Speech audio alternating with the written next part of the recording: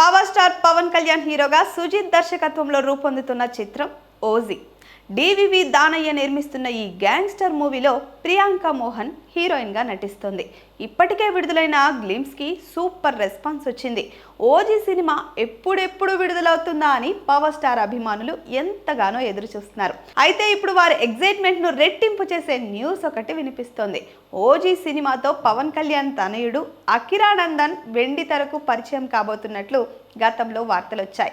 అయితే ఈ వార్తలు నిజమేనని, ఆ సినిమాలో అకిరా నటిస్తున్నాడని ఇండస్ట్రీ వర్గాల్లో వినిపిస్తున్న మాట.